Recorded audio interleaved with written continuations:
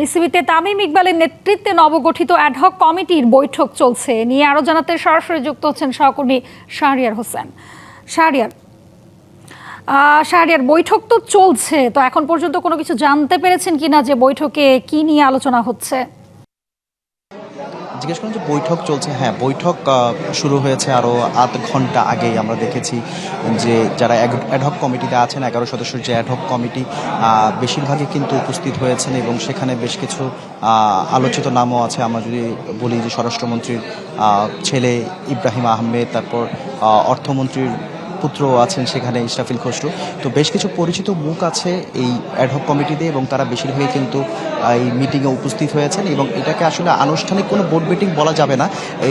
Just যেহেতু প্রথম দিন দায়িত্বপাত্র গ্রহণ করেছে, তো তারা হচ্ছে নিজেদের মধ্যেই একটা আলোচনা, বলা যাচ্ছে যে একটা আলোচনা সেরে নিচ্ছেন এবং যতটুকু জানতে পেরেছি আরও প্রায় 1 ঘন্টার মতো 8:30 থেকে 9টা পর্যন্ত হয়তো বা সে মিটিংটা চলবে। এরপরে হয়তো বা গণমাধ্যমের মুখোমুখি হবেন তাদের মধ্যে কেউ, যদিও সেখানে যে সভাপতি আছেন তামিম ইকবাল, তিনি কথা বলবেন কিনা এখনও সেটা নিশ্চিতভাবে জানা যায়নি। কালার এক্সপার্ট ডার্ক স্যাপ এবং মাইল্ড অন হ্যান্ডস টেকনোলজি সমৃদ্ধ অরিক্স অ্যাডভান্স ডিটারজেন্ট পাউডার আপনার লন্ড্রি এক্সপার্ট।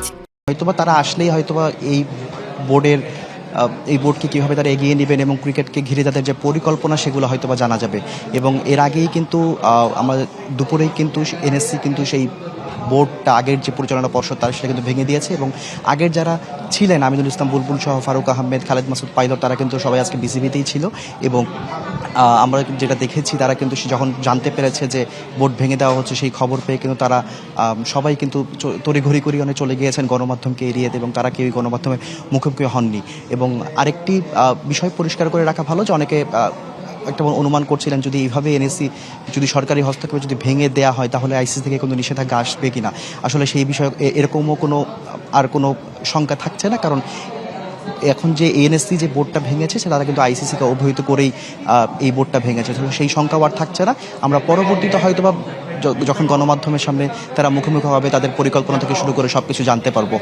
তো এই ছিল আমার কাছে মিরপুর থেকে সর্বশেষ। জি, ধন্যবাদ আপনাকে।